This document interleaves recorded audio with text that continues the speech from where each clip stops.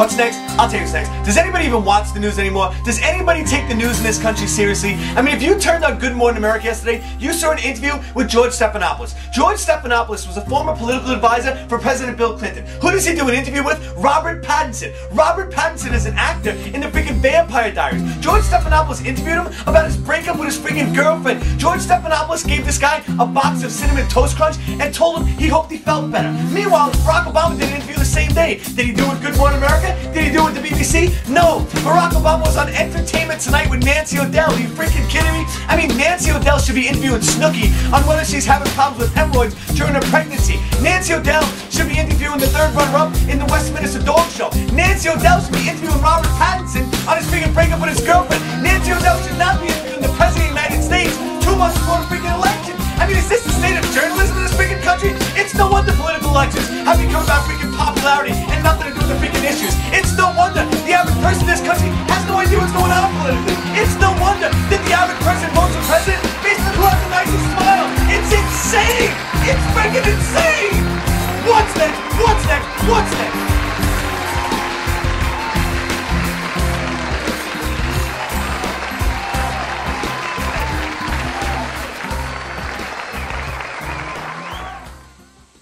You're free, and freedom is beautiful. It's Porky. And, you know, it'll take time to restore chaos and order, but order out of chaos, but we will. It's Porky. Let's get right into this. Pigs are taping every single day. Pigs are taping. Be careful with the things you say. They know it's been known. They tapping my phone. I see them when I leave, and I see them when I come home. I'm under heavy investigation. Pigs is eating falafels outside of my crib and they videotaping. I know they don't think I'm that stupid. They must be rusty this month. Now that's music to my ears. These cops is queers and they can never wow me, but they working in concert with the federales. They tried to harass me when I was with Sally, walking down Broad Street smoking some Maui Wowie. I said, what did we do, buddy? He said, nothing really, but the Patriot Act is my new buddy.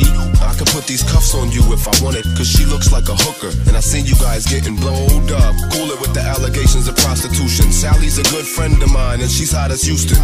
Not Whitney, I'm talking about the city in Texas, where a chair's not a chair unless it's electric. Dummies get lost in Austin, San Antonio and Dallas, where cops are callous and crime is costing violators a pretty penny. But pigs up in Boston, Newark, and New York City, deadly as any. You better watch these local and federal cops, cause they watching you and everything you do. It never stops. Pigs are taping. Poor pigs. Protect and serve. Sure pigs. Well, it's time to check in with our web team to see what they're working on. RT web producer Andrew Blake is in the newsroom to tell us more. Hey, Andrew. Hey, Liz, what's happening? What are you working on today? Oh man, whole lot. But let me tell you about something. I know I don't got much time, but this is really important. So there's this massive, almost entirely widespread, kind of secretive surveillance system blanketing America right now, and many people haven't heard of it. It's called Trapwire. Have you heard of it? I have not heard of it, but it sounds terrifying. Absolutely. Go to rt.com/USA and read all about it, because what Trapwire is it's run by a company right down the street in Northern Virginia called Abraxas, and it's staffed by some of the top intelligence officers within the United States government. You got former agents with the CIA and the FBI, and what they're doing is they've installed surveillance cameras and other sort of information nodes across the country that uses face recognition software that is more advanced than anything commercially available in the United States right now. And they can take information and transmit it to a data center to analyze and to go over and try to find suspected terrorists. But they can also see everything, and it's happening right now. There's cameras set up in Washington, D.C., in Las Vegas, Nevada, all across the state of Texas, New York City, New Jersey, and many people don't know about it.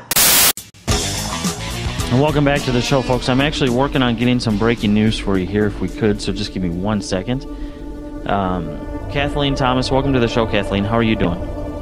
Hey, I'm doing fine. Thank you. Appreciate the opportunity to share what's going on in our country today. Thank you. Well, no problem. Tell us, please, what is going on, because like I told the listeners, I don't even have all the details. So quickly kind of give us a rundown of what you're here to tell us. The FBI, Secret Service, Chesterfield County Police Department showed up in a swarm. They knocked on the door. And I do now know this side of the story because I have good news. Just spoke with my son about 20 minutes ago, so I have more details. Yes. So what happened was they questioned him on his Facebook posts, and he was questioned about why he was talking about the government the way that he was, and he proceeded to Well, give us some examples of of that. Hold on. Yeah. What did he say about the government? He was told, questioned about why he was making those comments, and he was very calm. He was not violent. He said, and I was not there, so I'm going by what Brandon told me, but he basically said, well, I have some disagreements with the country and the government and the way that it's being run and things that are going on, and proceeded to share some of those things with them, and they said, well, you need to come with us. He was handcuffed, was not read his rights. I want that to be heard very clear. He was not read his rights. He was handcuffed, put in the back seat of a Chesterfield County, Virginia Police Department vehicle, and taken directly to John Randolph Hospital, Psychiatric Hospital in Hopewell, Virginia, and that is where he is right now. He was told that he would see a judge on Monday. That was the last thing that was told to him. He has no idea why he's there. Nurses are asking questions. They're evaluating him, and that's where we stand. Wow. Okay, so to sum up, your son was arrested 7 p.m. yesterday. Secret Service, FBI was present at the arrest, which means it was obviously for the reason they were there was his expressed discontent with the government and his Facebook posts. They arrest him initially with no report of the arrest, and they take him to a mental hospital at John Randolph Hospital. Then today you hear from your son, and he's okay, but he's definitely being held accountable for the quote-unquote resistance, and we're not sure yet if he's going to be charged with any terrorism that initially brought law enforcement to the home in the first place, correct? Right, that's correct, and he was not arrested, sir. I was told he was by the FBI, but he was not arrested or charged of any crime. Well, currently they're holding him at... Yeah, but he was not arrested from what I'm told. Well, if he's not been arrested for anything, then he has no reason to go in front of the judge on Monday. So they obviously are looking for a way to keep him, which means that would give cause to the arrest for the quote-unquote resisting. So at some point, I would assume at this point, even if it's fictitious, they've charged him with something. Right, but he's not been told what he's been charged of. He's not been read his rights either. Unreal. Absolutely unreal.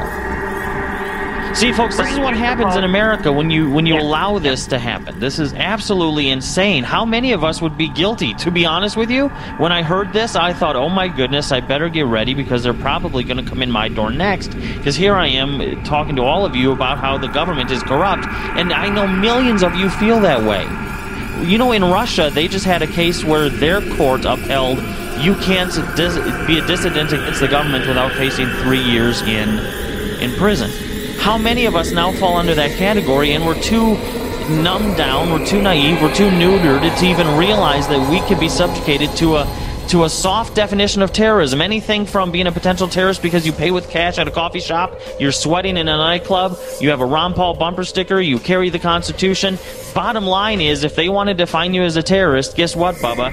You're a terrorist, and that's the country you live in if you don't stand up and do something to retain the freedom that we are losing at an alarming rate. What the hell is thuggin' love? Who we want thuggin' love? Is that when you make love to your woman, then right before that special moment, you beat upside the head, snatch a purse, and throw it down the stairs? I don't follow the news, they just add to my blues. Politicians and their big feet can never fill my shoes. They don't care, think we all live off welfare. It's hell here, why should I vote like it's ever been fair? My people in despair, they still balance. We hit hard like still malice. Malintentions of the founders, and they still counting. No child left behind, read between the lines, trying to control a precious mind. Zombies in the school line, ridicule for trying, riddling junkies. What a powerful country that keeps promoting our flunkies. 18 years old and your brain is like lunch meat. Programmed to follow these dummies to the suburbs and slums me. Pull us over soon as they see blacks in the front seat. So I'ma run streets, fuck freaks and cars that dumb beats. Me and mine is gonna be fine. Fuck standing in the picket line. I'm trying to get these dollar signs, dodging time. As it turns out, about half of the votes which are thrown out and spoiled for technical reasons are cast by African Americans. Why? African Americans get the crappy schools, they get the crappy hospitals, they get the bad police protection, they get the bad voting machines. The main thing is there is no coverage on American television and American radio about the massive disenfranchisement of black voters. Politicians that be gargling that garbage shit. Bargain with anonymous officers, are opposite doctrines for legal tender documents. Pocketing the profits off the rockets while they kick us out the projects. Logic, surprising common sense, rising occupants about environment, surviving and they got you doing 5 to 10. Just the other day, I was pissing out some toxins when the cops rolled by. I got a ticket on the block again, sending letters included. As a child offender for indecent exposure, I should've looked over my shoulder. My cousin got locked, pops lost his job, we evicted. Waiting on Section 8, but the list had been restricted. Alexis hit in. Back in 2008 that you wanted to make a permanent mark, be a permanent presence on the American political landscape. And do you think you've been able to do that, and what changes have you actually affected?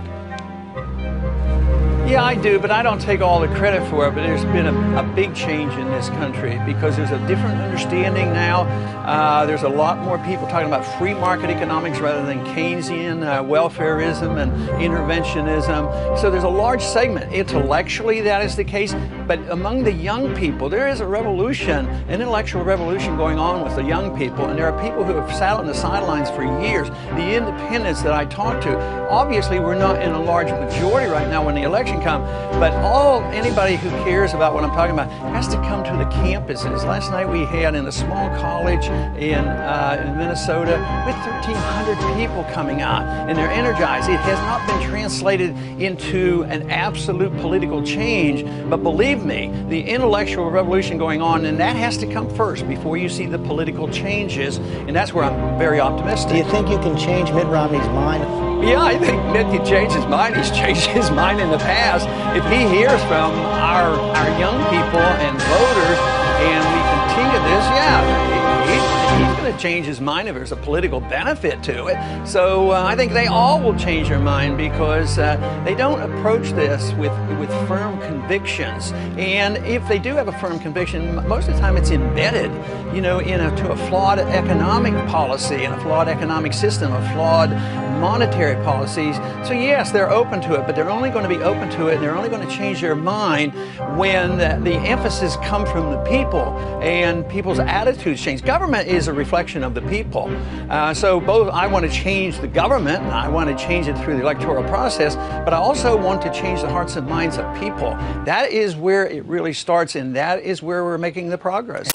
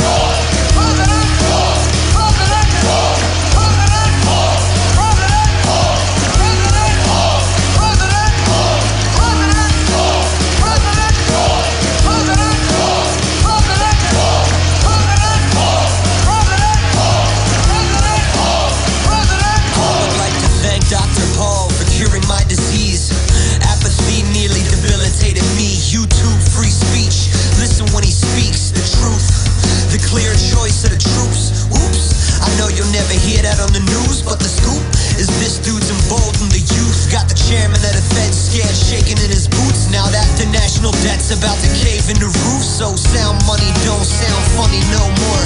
Think about how much we save with no war. Think about the loss of treasure and blood, from the war on terror to the war on drugs. There is a war on love, but this the love illusion. The doctor's armed only with this U.S. Constitution. Over 30 years fighting for us all, so in 2012 no one else but Ron Paul.